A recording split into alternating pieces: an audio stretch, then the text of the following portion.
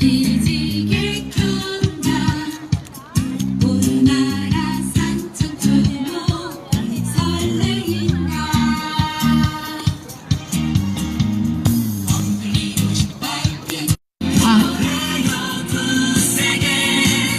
뭉쳐서 나가자 해가 솟는다 아침이 밝는다 민족의 전성기가 펼쳐진다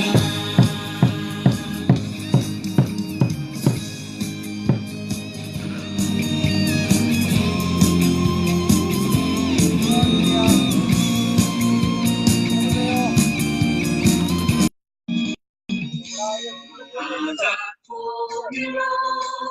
통일로 나가자 별의 높은 세계 뭉쳐서 나가자 해가 솟는다 아침이 밝는다 민족의 전성기가 펼쳐진다 민족의 전성기가 펼쳐진다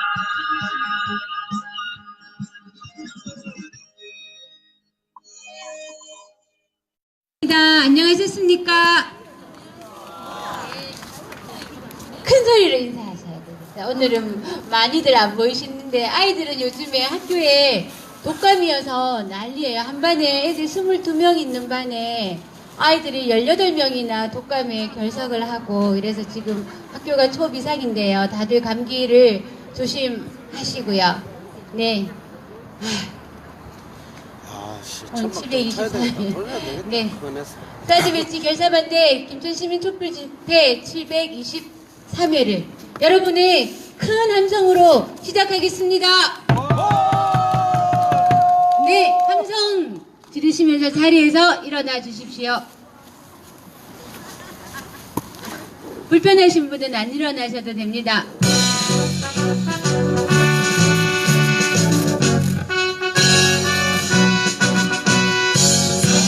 사랑도 명예 이름도 남김없이 한평생 나가자던 뜨거운 맹세 분지는 강대로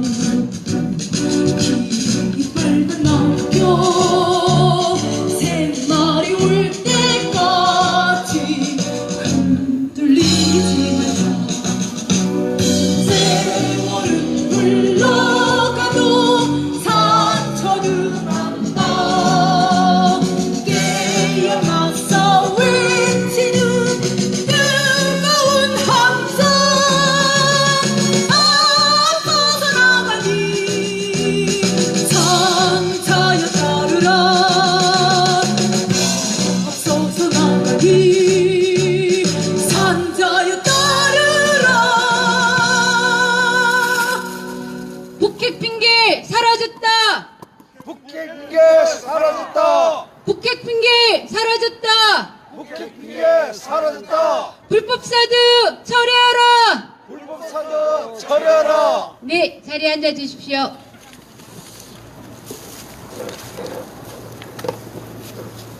네, 힘찬 박수로 율동맘 앞으로 모시겠습니다.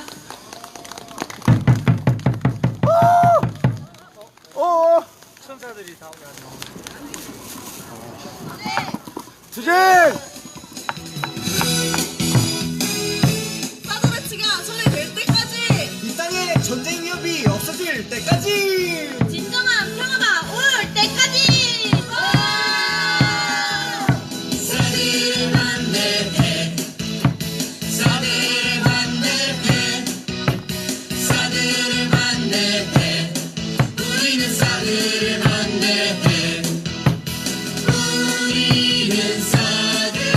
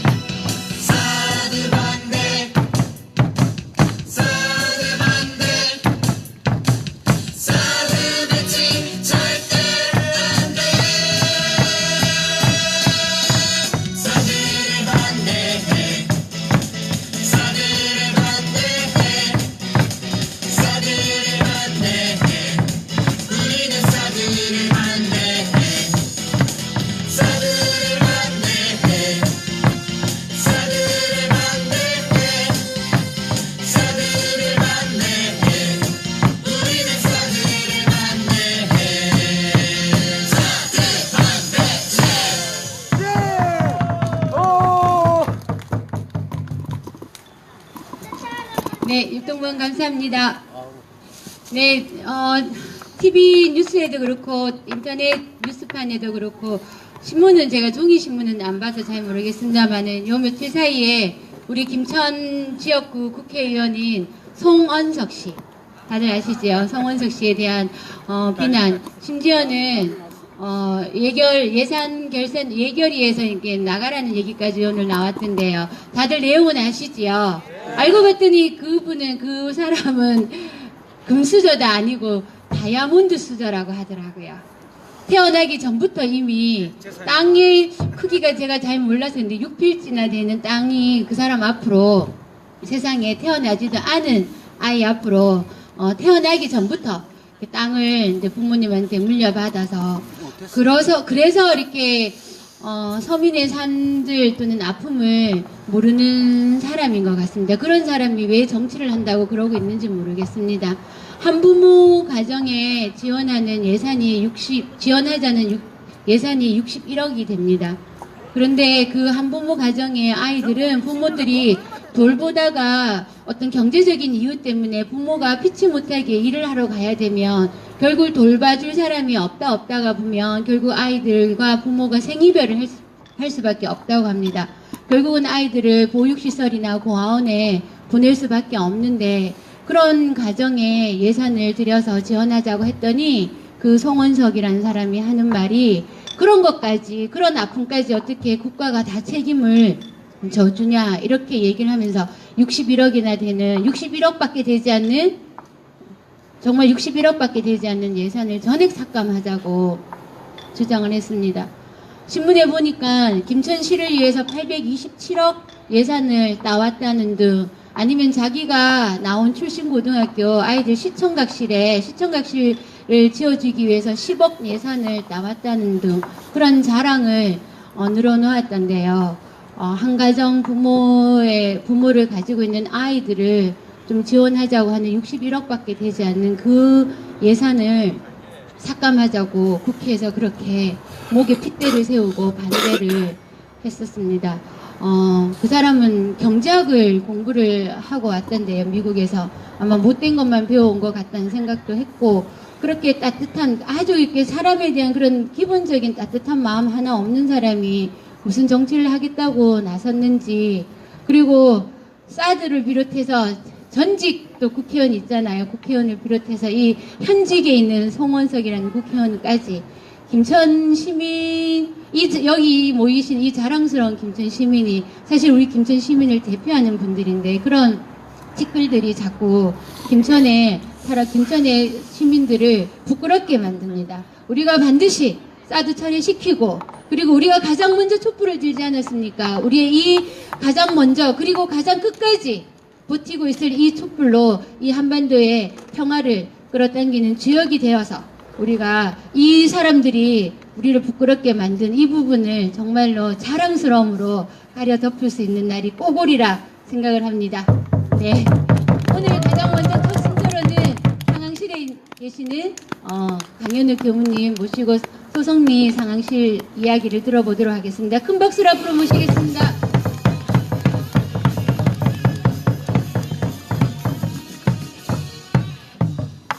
네, 평화로 인사드리겠습니다. 평화! 우리나라에는 제가 한 일도 아닌데, 우리 국민들이 한 일도 아닌데, 우리를 부끄럽게 하는 사람들이 너무 많은 것 같아요. 송원석뿐만이 아니죠. 수많은 사람들이 있었습니다. 얼른 우리가 힘을 얻어서 우리를 부끄럽게 하는 사람들 얼른 다 쫓아내야 될 것 같습니다. 오늘 주간 브리핑은 지난 11월 25일 국방과학연구소 남세규 소장이 기자회견 간담회에서 했던 발언을 소개하면서 오늘 브리핑을 마치고자 합니다. 남세규 소장은 이렇게 이야기를 했습니다. 사드는 안보 수요와 지역으로 보면 한반도 지역입니다. 한반도 지역으로 보면 과도한 측면이 있다. LSM은 패트리어트 3와 사드 중간 지역을 담당한다.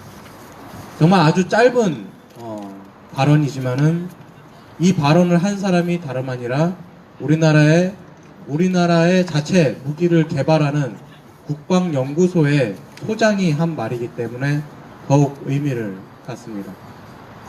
여기서 LSM은 남세규 교사님이 얘기했던 LSM은 국방과학연구소에서 현재 개발 중인 고도 40km에서 60km 지역을 담당하는 우리 자체 지역 방어 미사일입니다. 즉 우리나라 아까 얘기했듯이 뭐 여러 가지 이유가 있겠죠. 그 발언을 한 데에 있어서는 현재 개발 중에 LSM으로도 뭐 충분하다, 혹은 우리나라 자체 개발 무기가 훨씬 더 우수하다라는 것을 평가하기 위해서 사드를 평가절하 했을 수도 있죠. 하지만 우리는 알고 있죠. 그것이 평가절하가 아니라 진심이라는 사실을 알고 있죠. 고도 50km에서 150km를 사드는 담당을 합니다. 근데 그 고도를 담당하고 있는 사드조차도 국방과학연구소장은 우리나라에는 과도한 무기다라고 이야기를 하고 있는 것입니다. 근데 현재 국방부는 그것을 넘어서서 150km에서부터 500km 고도, 상층권을 훨씬 넘어서는 거죠. 대기권을 훨씬 넘어서는 거죠. 를 담당하는 무기인 SM-3를 현재 도입하겠다라고 하고 있습니다. 물론 국방부는 현재 지난 9월에 해상고도 100km 이상에 대응하는 미사일 유격 체계에 대한 소요를 결정했을 뿐, 그러니까 필요하다라는 것을 결정했을 뿐 어떠한 무기를 가져놓을지는 결정하지 않았다라고 현재 밝히고 있습니다. 근데 해상에서 고도 100km 이상 대응할 수 있는 무기라고는 SM-3밖에 없어요. 현재 개발된 무기 중에 전 세계에. 즉, 그 소유를 결정했다라고 하는 것은 SM-3를 들여놓는 것을 결정했다는 것입니다. 근데 중요한 것은 이겁니다. SM-3는 우리나라 단독으로서 움직일 수 있는 무기가 아닙니다. 미국과의 협력이 필수적으로 들어가는 무기이고, 이 SM-3 도입을 가장 바래왔던 것이 또 미국입니다. SM-3를 도입하는 것 자체가 고도 100km 이상의 무기를 대응하는 무기를 도입하는 것 자체가 이미 한미일 공조체계, 미국 MD 체제에 들어가는 것이 그려 확실시하는 증거가 되는 것입니다. 패트리어트 도입할 때는 패트리어트만 있으면은 북한의 모든 무기를 막을 수 있을 것처럼 이야기를 하면서 패트리어트를 도입했었죠. 그리고 사드 도입할 때는 사드만 있으면은 서울과 강원도 일부 지역을 제외하고서는 대한민국의 3분의 1을 우리가 커버할 수 있다고 이야기를 하면서 북한의 모든 미사일 무기에 대응할 수 있을 것처럼 한민구 장관이 텔레비에 나와서 이야기를 했었죠. 근데 이제는 그것에 더해서 그 훨씬 더 광범위한, 우리나라에는 과도하다 못해 정말 필요도 없는 무기를 또 가져다 놓겠다라고 이야기를 합니다. 근데 중요한 거는 이거죠. 이것을 이야기할 때 다층 방어를 확립했다라고 이야기를 합니다.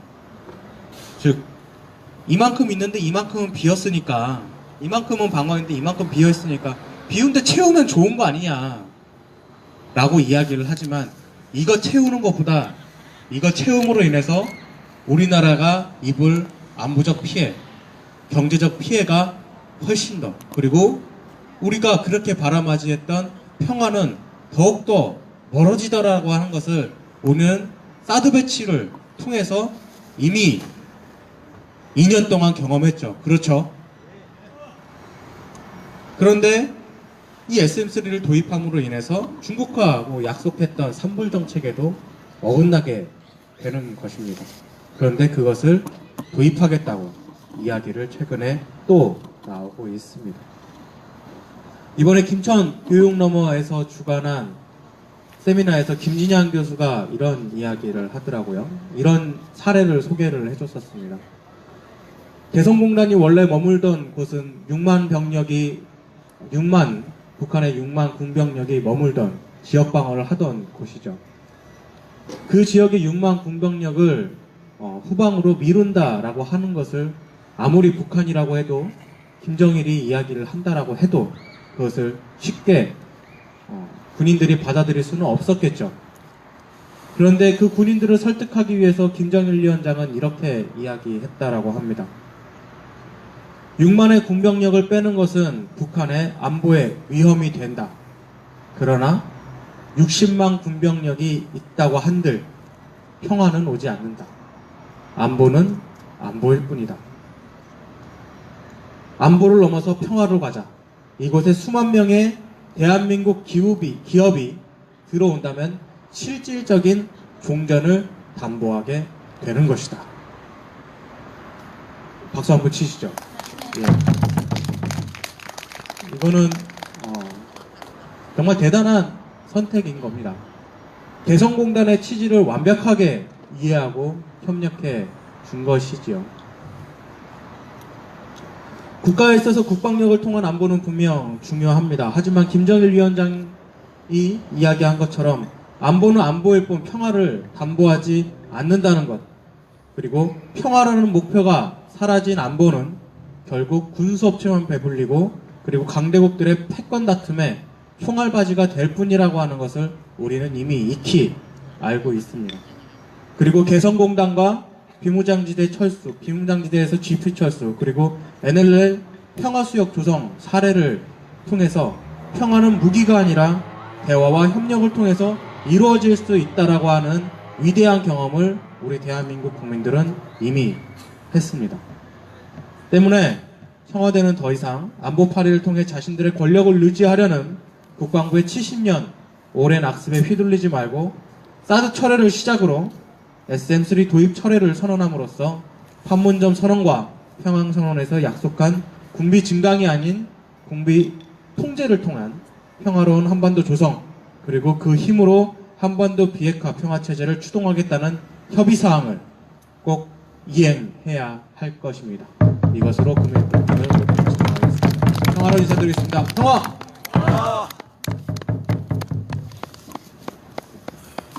네, 교무님 감사드립니다. 일본 항목 빼고 나머지는 제가 오늘 발언하려고 준비해 왔는데 교무님께서 또 이렇게 다 해주셨습니다. 네.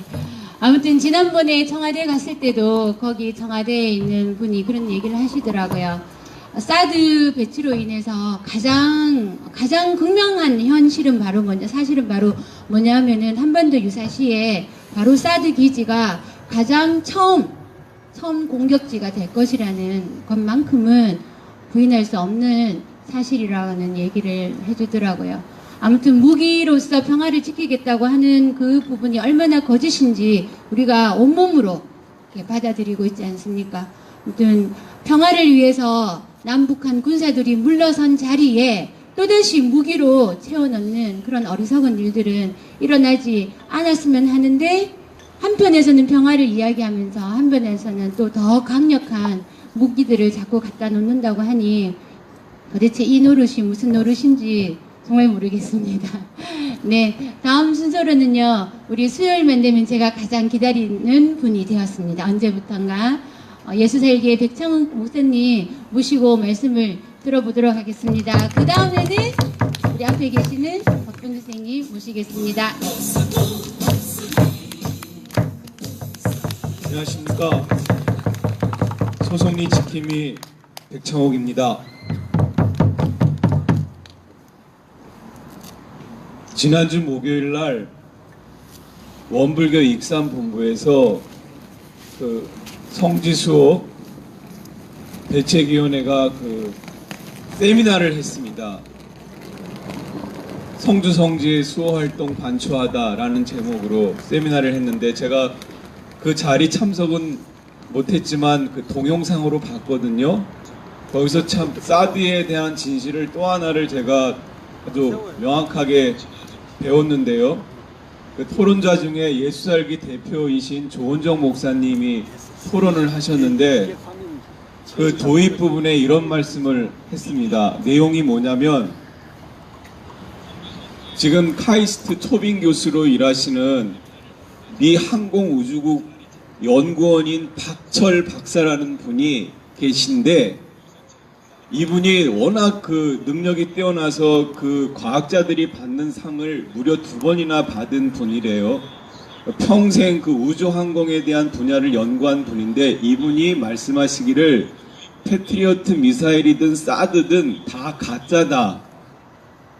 명중률이 제로에 가깝다. 여러분, 명중률이 제로에 가깝대요. 그러면 그 다음에 드는 의문이, 그럼 명중률 제로밖에 안 되는 그 무기를 왜 배치했지? 이 질문이 당연히 생기잖아요. 그 이유는 한국, 미국, 일본 3개국의 그 MD 체제, 그러니까 미사일 디펜스라고 하거든요. MD 체제를 그 이루기 위한 그 첫 번째 단계로 사드를 배치한 거라고 해요. 정말 화나지요. 분노스러운 일입니다. 이럴 땐 정말 욕 한마디 하는 게 딱 맞을 정도입니다. 처음에 사드 들여놓을 때 온갖 선전을 할 때 뭐라 그랬어요? 사드야말로 이 나라를 지켜주는 정말 아주 필수적인 그런 안보 무기라고 막 떠들지 않았습니까? 그런데 명중률이 제로에 가깝다니 이런 엉터리가 어디 있어요? 이런 것들을 우리가 묵과할 수 있겠습니까? 결코 그럴 수 없습니다. 그렇죠? 그 이유를 제가 또 하나 이렇게 배운 게 있는데, 오키나와 기지에도 사드가 있잖아요. 미 국방부 교본에 사드 기지 3.6km 이내에는 절대 인가가 있어서는 안 된다고 했다면서요. 100m 이내에는 사람이 결코 출입해서는 안 된다고 했다면서요. 그런데 여기는 뭐예요? 사드 기지 2km 범주 안에 무려 사람이 1000명이 넘게 살고 있어요. 그래서 제가 무슨 생각을 했냐면, 이 새끼들은 정말 우리를 사람으로 생각하지 않는가 보다. 이놈들이 생각하는 사람은 자기들, 백인들, 미 아메리카에 속한 그 미국 시민권자만 사람으로 생각하고 그 외 인간들은 사람이 아니구나. 그러니까 그렇게 인가가 있는 그 동네에다 그냥 사드를 박아놓을 수도 있는 거 아니겠습니까? 이걸 우리가 용납해야 돼요? 용납하면 병신이죠. 이런 걸 보고 호구 잡혔다고 하는 거죠. 우리가 호구예요? 우리 사람이잖아요. 그래서 정말 이걸 그냥 절대로 그냥 두면 안 되겠다. 그런 다짐을 다시 한번 합니다. 요건 서론이고요. 지난주 금요일 날 반도체 아십니까? 반도체 노동자의 건강과 인권 지킴이, 줄여서 반올림이라고 하는데, 그 반올림 대표인 황상기 씨와 삼성전자 사장 사이에 중재협약 이행 협약식을 했습니다. 그게 뭐냐면 삼성 그 반도체 노동자들이 막 백혈병, 급성 백혈병, 암 이런 막 중병으로 죽거나 평생 장애를 갖고 사는 사람들이 굉장히 많아요. 한 수백 명 돼요. 그런데 그것을 산업재해, 산재 노동자로 처리하지 않고 삼성전자 계속 발뺌하고 또 산재로 판정을 해줘야 될 근로복지공단도 삼성 편에 서서 그냥 이 반도체 노동자들과 그 가족들을 벼랑으로 몰아왔거든요. 그게 11년이에요. 정말 이 나라는 너무나 이 돌아가는 시스템이 가진 놈들, 힘 있는 놈들 편으로 다 돼 있어요. 이것만 봐도.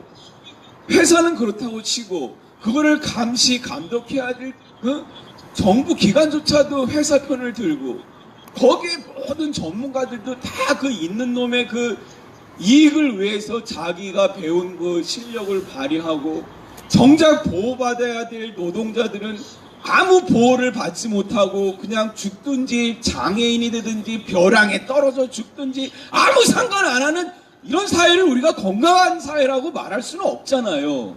그렇죠.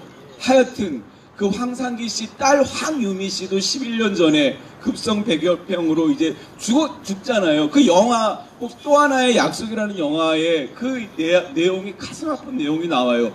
황상기 씨가 택시 운전사인데 병원 갔다 오는 길에 그 딸이 그 택시 뒷좌석에서 죽어요. 그래갖고 그 아버지가 그 죽은 딸을 부여잡고 그냥 통곡을 해요. 그러면서 그때 다짐을 합니다. 내가 너의 죽음의 원인을 꼭 밝혀내겠다. 그리고 11년 동안 투쟁을 한 거예요. 그 삼성전자 반도체 노동자들이 왜 이런 그 급성 백혈병이나 중병에 걸릴 수밖에 없는지 아무것도 가진 게 없는데 하여튼 투쟁하고 싸우고 포기하지 않고 끝까지 간 끝에 마침내 11년 만에 삼성전자 사장이 그동안 반도체 노동자들의 이 건강과 인권에 대해서 회사가 외면하고 그 가족들을 힘들게 고통에 빠뜨리게 한 거에 대하여 사과합니다. 이 말을 들었어요. 11년 만에. 박수 쳐줘야 돼요. 이런 얘기를 충분히 할 수 있어요. 이긴다는 보장이 있는가? 그렇잖아요. 왜? 상대가 누구예요? 삼성이잖아요. 삼성. 그러니 이긴다는 보장이 있는가? 그리고 그 세월이 얼마나 걸릴 건가? 설령 이긴다고 할지라도 세월이 얼마나 걸릴 것인가? 그 긴 세월 동안 수많은 고통과 희생이 뒤따를 텐데 그거를 감수할 수 있는가? 너무나 그 정말 두려움에 빠뜨리게 하는 질문들이 있잖아요. 예? 그런데 정의와 진실이 포기하지 않으면 반드시 이깁니다. 여러분, 제 생각에 사람이 가장 사람다울 때는 옳은 일에 투신할 때예요. 이익을 위해서 할 때가 아니라 옳은 일에 투신할 때 사람이 가장 사람답습니다. 그렇기 때문에 이긴다는 보장이 눈앞에 보이지 않더라도 이 길이 옳기 때문에, 정의이기 때문에, 진실이기 때문에 가는 것이고, 그 포기하지 않고 가게 되면 이기게 되는 거죠. 즐긴 놈이 이긴다고 하잖아요. 저는 이긴다는 보장이 있는가? 상대가 삼성인데 이거를 딱 우리 경우에 그대로 인용해도 저는 맞다고 생각합니다. 우리가 사드 철회 투쟁하잖아요. 우리의 상대는 그 한미동맹이라는 이 더러운 이름에 구속되어 있는 정권과 미국이에요. 그렇죠. 상대가 미국이에요. 거기에 굴종하는 정권이에요. 그러니 이긴다고 보장이 있는가? 얼마나 싸워야 이길 수 있을까? 그 긴 세월 동안 우리가 이 고통과 희생을 감내할 수 있을까? 여러 회의에 빠뜨리게 하는 질문들이 있지만 여러분, 어떻게 해야 되겠습니까? 정의가 빛을 발하기 위해서는, 진실이 마침내 입증되기 위해서는 우리가 이 길을 포기할 수 있겠습니까? 없겠습니까? 반드시 가야 합니다. 예. 그 반도체 노동자 아무 힘도 없고 정말 역량도 안 돼 있는 사람들이 결국은 11년 만에 삼성의 사과를 받아냈잖아요. 우리도 미국에 굴종된 세월이 이제 70년이 넘었어요. 그럼 이제 많이 먹은 거예요. 때가 찼어요.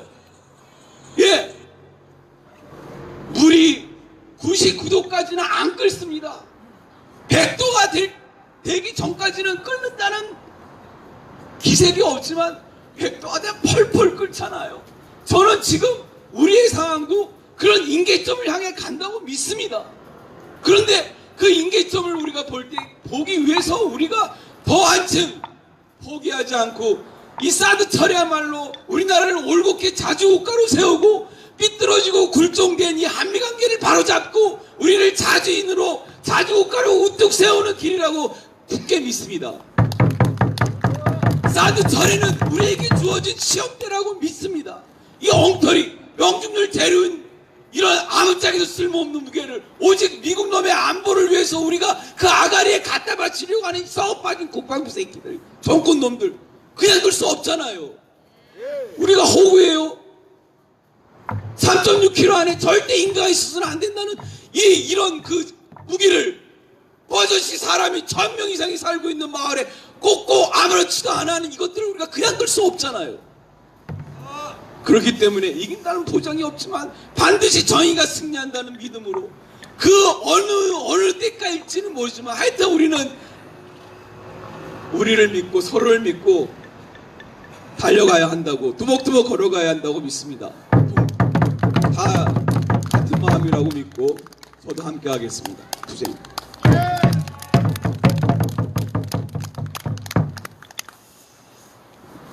네, 힘찬 말씀 고맙습니다. 백창호 목사님. 네. 구호 한번 외치고 갈까요? 네. 평화 왔다, 사드 가라! 왔다 사다가라. 김천 시민, 목숨 걸고 사드 배치 반대한다!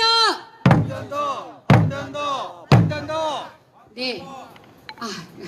네, 목사님 말씀 속에 723회 횟수는 723회지만 날수는 훨씬 더 많지요.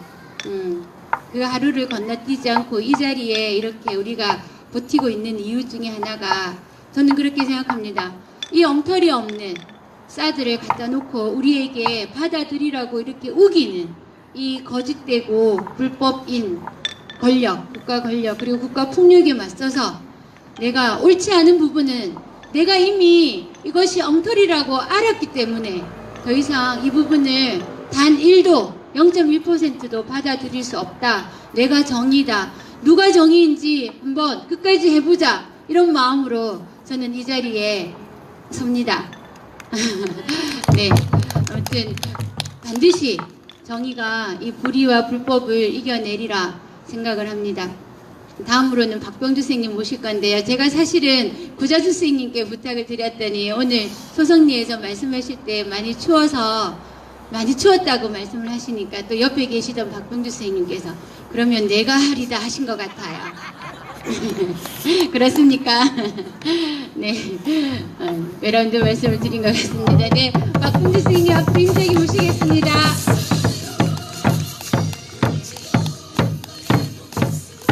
안녕하십니까, 박병주입니다. 예, 우리 사드가 들어오면서 우리 김천 시민의 집회 723차, 날수는 훨씬 많죠. 하면서 우리 시민의식이 많이 고양되었습니다. 여기에 모이는 사람들 별로 많지 않지만은 이분들이 일당백, 중국 고사의 일기당천이라 그러죠. 천 사람을 상대할 수 있게 여론 전파력을 가지고 이웃에 이러한 것들 사드가 왜 필요 없는지, 미국은 우리한테 무엇인지, 북한은 어떻게 살고 있는 건지 여러 가지 이걸 생각하고 있습니다. 그 일환으로 이제 우리 사드 반대 촛불 시민 중심으로 해서 김천교육너머라는 교육 겸 시민단체가 만들어졌습니다. 우리 앞에 앉아 계시는 이동욱 선생님이 대표로 계신데 지난 토요일 개성공단 이사장인 관리이사장인 김진향 이사장을 모시고 행복한 평화, 너무 쉬운 통일이라는 제목으로 북한을 바로 알고 지금 우리가 어떻게 생활하고 어떻게 생각을 해야지 통일을 맞이하고 평화롭게 우리 민족끼리 살 수 있는가에 대해서 생각해보는 시간을 가졌습니다. 거기에 듣고 제 나름대로의 해석과 들었던 말씀을 여러분들에게 전해드리겠습니다. 물론 김진향 교수만큼 그렇게 되지는 않겠지만 3시간가량 열강하신 거를 저는 한 10분 정도의 요약만 해가지고 말씀드리겠습니다. 작년하고 올해에 정말 많은 변화가 있었죠. 작년에는 북한에서 ICBM을 쏘고 핵실험을 하고 일척적발의 위기, 김정은 위원장은 자기 책상에 미국을 공격할 수 있는 미사일 ICBM을 누를 수 있는 보탄이 있다 그랬고 또 거기에 트럼프가 대꾸를 하고 그랬습니다. 이거 제3국에서 봤을 때는 정말 전쟁 직전입니다. 그런데 우리 국민들은 너무나 과거의 정권들이 지금이 위기다, 남침이 있을 수 있다, 이런 얘기를 너무 많이 들어가지고 거의 관성이 돼서 정말 어지간한 전쟁 위기, 전쟁이 나지 않는 이상 그렇게 허둥대고 하지 않습니다. 침착하고 일상생활을 해나가고 있습니다. 그리고 올해 들어와서 김정은 위원장이 평창올림픽을 위해서 평창올림픽에 참석할 수 있다, 평창올림픽을 기하로 해서 한민족끼리 대화하자, 이렇게 해서 지금 여기까지 왔습니다. 그렇게 4.27 판문점 선언을 하고 했을 때 우리는 곧 사드도 뽑히지 않을까, 우리가 원하는 일상으로 돌아가지 않을까, 이렇게 생각했는데 우리만의 착각이었습니다. 지금 굉장히 헷갈립니다. 지금이 평화가 왔는지, 평화가 오고 김정은은 재래식 무기든지 핵무기로 남한을 공격하지 않겠다 하고, 지금 휴전선 비무장지대에서는 CP가 철수되고 남북한 군인들이 서로 악수를 하고 대화를 나누고 하는 사진을 보고 있습니다. 그런데 우리의 뒷산인 달마산에는 사드 기지라는 미군 기지가 생겨나고 우리는 그것을 철거시키기 위해서 이렇게 이 추운 겨울밤에도 모여서 집회를 합니다. 지금 우리가 사드를 뽑고 통일을 하고 평화롭게 살기 위해서는 지금 우리가 어디에 위치해 있는지 이런 것들을 잘 알아야 되겠습니다. 예, 그거하고 관련해서 제가 메모를 좀 해왔는 것을 말씀드리겠습니다.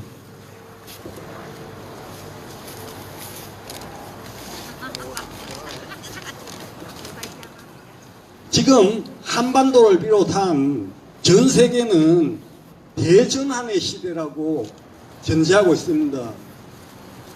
어느 강대국이 세상을, 이 세계를 좌우하지를 못하게 돼가고 있습니다. 다양한 생각이 존재하고 초강대국 미국의 일방주의가 먹히지 않는 시대가 왔습니다. 그리고 각 나라는 자국의 이익을 중심으로, 미국뿐만 아니고 자국의 이익을 중심으로 움직이고 있습니다. 그래서 미국의 강력한 우방이든 중국의 해양 진출을 막자고 했던 거대한 미군 기지가 있었던 필리핀에서도 미군이 철수했습니다. 필리핀의 마르코스에 이어서 민주정부가 들어서고 난 다음에 제일 먼저 했는 일이 클라크 공군기지, 수빅만 해군기지 다 내보냈습니다. 다시 사용하려면 돈 내고 와라. 그 대신에 기지도 너 마음대로 사용 못하고 우리 필리핀 기지에 좀 빌려줄 테니까 너들 와서 사용하려면 하고, 사용료 내고 사용하려면 하고, 아니면은 오지 마라. 뭐 이렇게 해가지고 중국 방위에 큰 구멍이 뚫렸죠. 그리고 소련의 지중해 진출을 막기 위해서 터키에 큰 군사기지를 가지고 있었는데 터키에서도 미군을 내보냈습니다. 지금 해외 주둔 미군이 여러 나라에서 있는데 제일 많이 있는 나라가 일본이고 그 다음이 독일이고 세 번째가 대한민국입니다. 네 번째가 이탈리아입니다. 그런데 대한민국을 빼고 나머지 세 개국은 공통점이 있습니다. 2차 대전 패전국입니다. 2차 대전 패전국 사이에 우리가 세 번째로 미군을 데려다 놓고 먹여 살리고 있습니다. 미국 무기까지 사가면서 이렇게 된 데는 가장 큰 원인이 뭔가? 분단입니다. 분단이 어떻게 해서 이루어졌나? 이것도 외세뿐만 아니라 우리나라의 기득권층,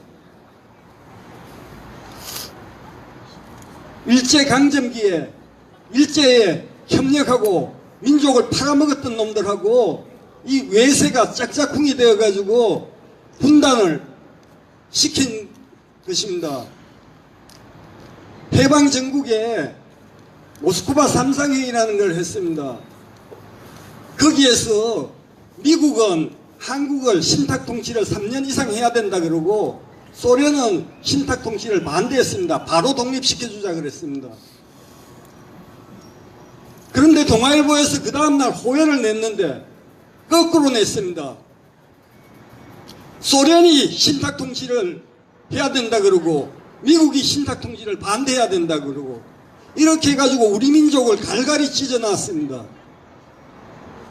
그런 와중에서도 통일정부를 구성해야 된다고 하는 애국 지사들, 미국 OSS에 지령을 받았는지 지시를 받았는지 모르는 이승만 일당이 그들을 핍박했습니다. 급기야는 남북협상 하시던 백범 김구 선생을 암살하고 몽양 여운영 선생, 또 이승만이 단독 정부를 구성하기 위해서 만든 정당 한국 민족당인가 민주당인가 아무튼 한민당의 당수를 지낸 송진우조차도 통일정부를 구성해야 된다고 주장하다가 흉탄에 쓰러졌습니다. 그때부터 지금까지 이 분단이 이어져 오고 있습니다. 이 분단 때문에 사드가 들어오게 되고 미군이 한미연합사라는 거 구성하고 지난번에도 말씀드렸지만은 1976년 유엔 총회에서 한국 주둔 유엔군이라고 칭하지 말고 그거를 해산하라고 유엔 총회에서 결의를 했는데도 불구하고 요즘도 유엔군이라고 이 8군 사령관, 한미연합 사령관, 유엔 사령관 이렇게 합니다. 그들이 하는 짓이 뭐냐? 우리 통일을 가로막고 미국 무기 팔아먹을 군산복합체의 이득대로 미국 무기 팔기 위해서 용을 쓰고 있습니다.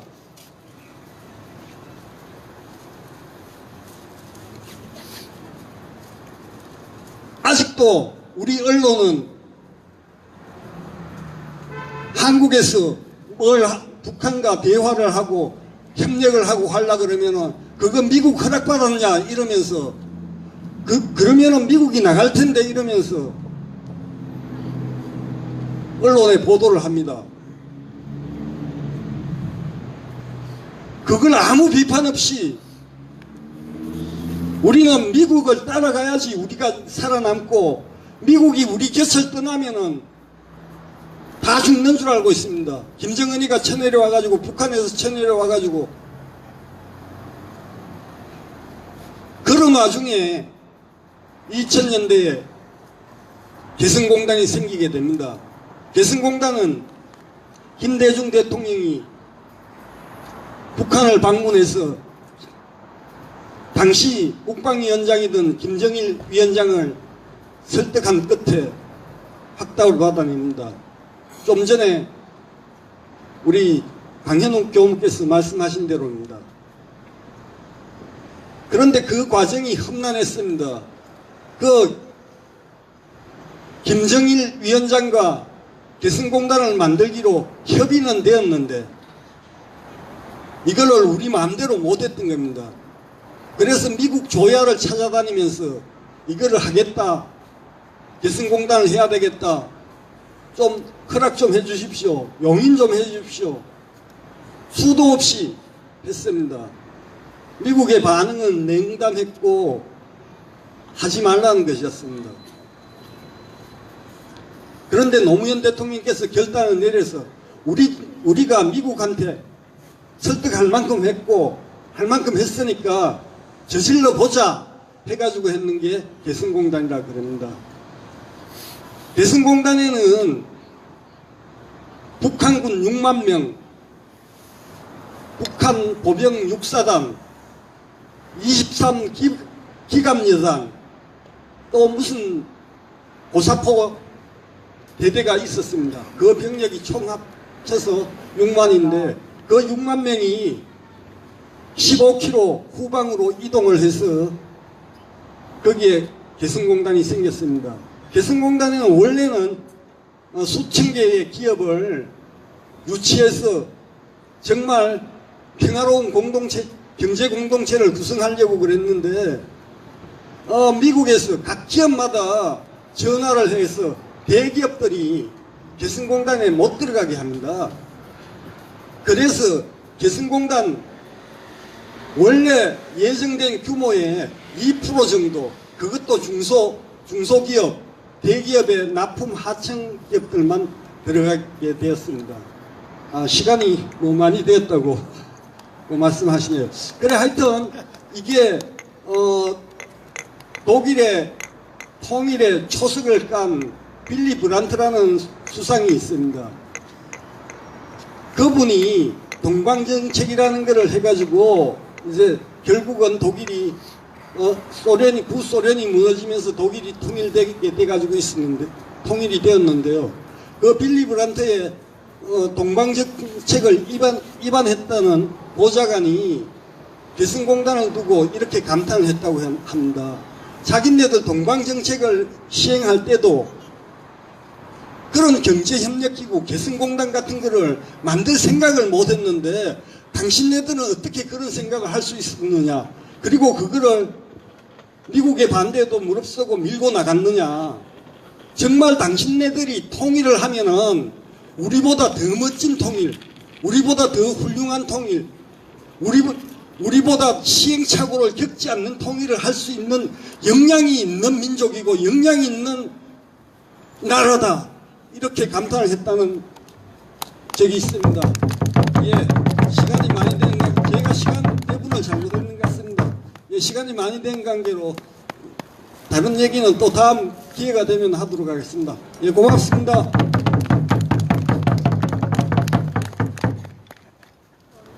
네, 박병준 선생님 감사드립니다. 다음번에 제가 미리 부탁드릴 때는 가장 맨 처음 순서로 그 다음 순서는 하나도 없이 선생님께 마이크를 넘겨드려서 네, 천천히 선생님 말씀을 다 들을 수 있도록 하겠습니다. 아무튼 네, 이 분단의 끝은 결국은 친일이고 친미라는 사실을 저도 네, 알게 되었습니다.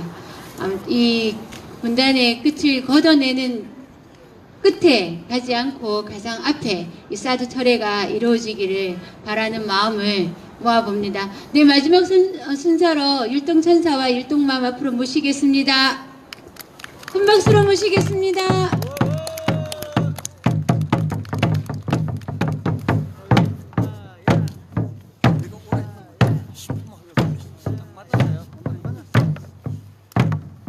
할 얘기를 앞에 너무 시작하기가 불리하. 너와 내가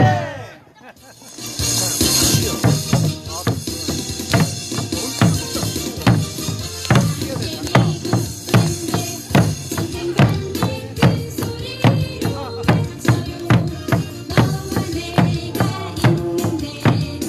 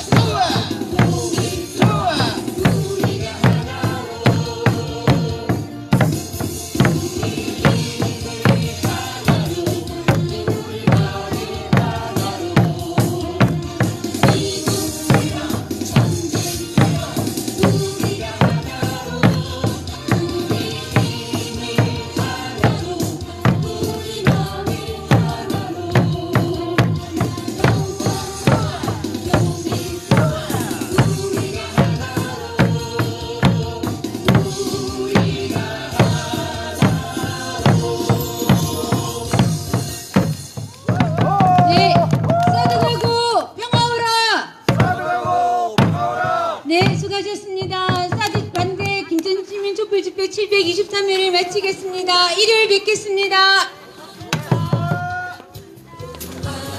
멈춰